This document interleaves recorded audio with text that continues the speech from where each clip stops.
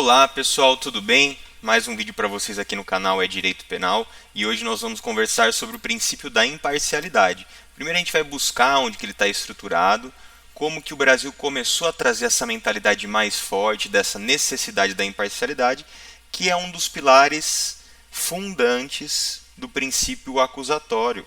Então a gente não pode conceber o princípio acusatório sem verificar e analisar o princípio da imparcialidade.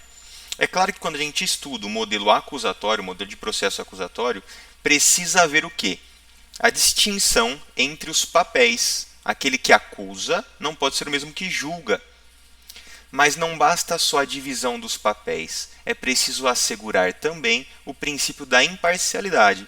A imparcialidade nada mais é do que o julgador deixar a parte de si, a sua opinião, aquilo que ele acha, o seu viés e a sua heurística de lado, para julgar com base nas provas produzidas. Então isso é algo muito difícil, porque estamos lidando com o sistema cognitivo do ser humano. Por isso que existem ferramentas processuais que tendem a conter o fator da parcialidade do ser humano. Mas aonde que começou essa discussão? O que sedimenta? O que traz esse princípio da imparcialidade? Eu vou trazer aqui para a gente projetar o Pacto de São José da Costa Rica, para que a gente possa acompanhar juntos. Então estamos aqui, na tela agora, com a Convenção Americana sobre Direitos Humanos, tá? Também conhecida como Pacto de São José da Costa Rica. Essa convenção ela foi ratificada pelo Brasil conforme determina o artigo 5º, parágrafos 2º e 3º da Constituição Federal. Então ela faz parte do bloco de constitucionalidade e esta convenção ela é alçada a nível constitucional, ou seja, ela tem força supralegal. Ela é alçada a um nível constitucional e tem plena vigência no Brasil e deve ser aplicada, tá certo?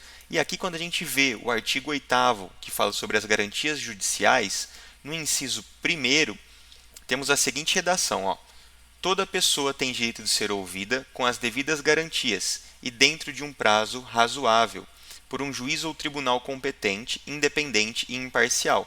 Aqui está o cerne da questão que a gente vai estudar e se debruçar hoje. Estabelecido anteriormente por lei. Aqui é o princípio da vedação do tribunal de exceção. Na apuração de qualquer acusação penal formulada contra ela, ou para que se determinem seus direitos ou obrigações de natureza civil, trabalhista, fiscal ou de qualquer outra natureza. Vamos lá. Essa convenção ela começou a estruturar, a trazer a noção, a mudança de mentalidade para o princípio acusatório. Estamos caminhando hoje na direção desse processo acusatório. Claro que não existe um sistema puro, não existe em nenhum lugar um sistema puro, porém, estamos caminhando na direção de um processo acusatório. Hoje o nosso processo penal ele é acusatório, estamos melhorando cada vez mais. Entretanto, para que seja realmente um processo acusatório, precisa haver o quê? A ampla defesa, o processo penal deve ser analisado, deve ser entendido com o mecanismo de defesa do réu, com o mecanismo de defesa daquele que está sendo acusado. Por isso é garantido a ampla defesa, o contraditório. No caso do júri, o princípio da plenitude de defesa, onde o réu tem a real eficiência na sua defesa. Ele consegue se defender de todos os modos possíveis. E o princípio da imparcialidade é um dos princípios basilares do processo acusatório. Sem o princípio da imparcialidade, a gente rompe com a estrutura acusatória, porque aí os julgamentos serão arbitrários. E não podemos permitir que julgamentos arbitrários, com base no sentir do julgador íntimo, se proliferem no nosso sistema judiciário. O que acontece? O Código de Processo Penal, os princípios processuais penais, eles trazem ferramentas que auxiliam na contenção da parcialidade. Não vai existir um julgamento 100% imparcial, mas os mecanismos favorecem para que essa parcialidade seja diminuta. A imparcialidade não deve ser só pró forma. A imparcialidade deve ser assegurada de modo pleno. De que forma que conseguimos assegurar a imparcialidade? respeitando o que determina o Código de Processo Penal. A decisão deve ser fundamentada com base nas provas. Todas as provas devem concorrerem, devem seguirem no mesmo sentido. A decisão deve ser tomada com base legal, sem opinião própria do julgador. É claro que isso é difícil, mas veja só como é complicado assegurar a imparcialidade. Hoje existe a disposição no Código de Processo Penal quanto que o juiz é mero destinatário das provas e as partes são as responsáveis por produzir as provas. Então, se é uma testemunha da defesa, a defesa começa perguntando, depois o Ministério Público, e ao final, caso o juiz tenha alguma dúvida das perguntas que foram realizadas, ele pode fazer uma pergunta para esclarecer esse fato. Então, é uma questão subsidiária. Quem produz provas são as partes. E por que é importante essa disposição no Código de Processo Penal? Quando a gente estuda a heurística, o que é heurística? É aquele viés que nós trazemos devido às nossas experiências de vida. Vamos colocar um juiz que atua há 30 anos. Esse juiz ele tem uma leitura de vida, ele tem uma leitura do julgamento em si. E essa leitura é adquirida pelos princípios internos, por tudo aquilo que vivencia durante a sua jornada, a sua trajetória. Vamos supor que esse juiz ele tem uma heurística de que quando senta um réu de boné azul e sapato preto e óculos Juliette na frente dele, é um exemplo, tá? Hipoteticamente, para trazer o que seria heurística, quando senta um réu nesses moldes, ele já fala esse réu traz esse perfil, essa qualidade, e logo ele é culpado, porque todo réu que estava dessa forma, se vestia desse modo, era culpado, então esse também é. E logicamente ele vai levantar hipóteses, e ele vai querer comprovar as suas hipóteses que vêm através da heurística. Então ele já tem como que se o réu fosse culpado, devido a essa estética que ele apresenta, ao fato da sua heurística, da sua leitura, baseada na experiência de vida, e ele vai buscar as provas, conduzir a audiência com base a comprovar a sua hipótese. E a sua hipótese é que o réu é culpado. Então toda a prova que o juiz buscar produzir vai ser para quê? Para confirmar a sua hipótese. Logo, estamos rompendo o princípio da imparcialidade.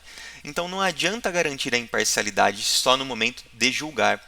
O processo precisa ser respeitado. O contrário também é verdadeiro. Se senta um réu com um chapéu, com um óculos de grau e com um sapato vermelho, ele pode trazer a sua heurística, falando toda pessoa que se veste assim, que traz essas características, na maioria é inocente. E ele vai buscar produzir provas para absolver. Mais uma vez, ele cria a hipótese e tenta sustentar essa hipótese. O nosso sistema cognitivo ele é enviesado. Nós temos a nossa base, que é estruturada no campo íntimo. A cognição, muitas vezes, ela não é límpida. Nós trazemos os processos de pré-cognição. E são esses processos que precisamos desconstruir. São esses processos que as ferramentas do processo penal buscam controlar, para que realmente seja um julgamento imparcial. Então veja a importância do juiz ser mero destinatário das provas. Dada a heurística, são fatores humanos que devem ser controlados por meio das ferramentas processuais. Então a imparcialidade não podemos ser reducionistas de entender, de pensar que a imparcialidade é só quanto à separação. Juiz de um lado, acusador de outro e defesa do outro. Não, a imparcialidade ela envolve mais. Ela deve ser vista com maior profundidade para realmente garantir um julgamento justo. E isso não se confunde com impunidade. O processo e as ferramentas processuais não buscam a impunidade. Até porque em bases democráticas, o processo ele é o freio ao Estado, ao poder do Estado. De um lado nós temos o Estado que é forte, que é grande, que é poderoso, pode tudo, mas não... Quer dizer, pode muito, mas não pode tudo. Porque para que o Estado toque o indivíduo, restringe a sua liberdade, existe um anteparo entre o Estado e o indivíduo, que é o processo penal. E o processo penal existe para quê? Para a defesa do acusado. Então, logo, todos os princípios devem ser garantidos. Para quê? Para garantir a impunidade? Não. Para que, se existir uma condenação, que ela seja uma condenação justa. Diminui o risco de condenar um inocente. Porque se esse indivíduo acusado teve uma defesa boa, todo o processo foi respeitado e ele foi condenado ao final, não existem dúvidas, ou seja, as dúvidas são menores, de que um inocente foi condenado. Isso é uma base democrática. Então o processo não busca a impunidade, ele busca realmente aclarar os fatos. E a imparcialidade é mais do que só a separação das figuras de quem julga, acusa e defende. Tá certo? Essa discussão mais profunda com base na imparcialidade, para que a gente compreenda o que é assegurar a imparcialidade em um processo. Por isso que quando o juiz inquire muito a testemunha, faz essas inquirições e produz prova, condena de ofício, busca a prova de ofício, a sua imparcialidade está rompida. E é uma causa que a gente entende como de nulidade de uma instrução processual, que deve ser combatida. Tá certo, pessoal? Mais um vídeo para vocês, trazendo essa questão da imparcialidade aqui no nosso canal.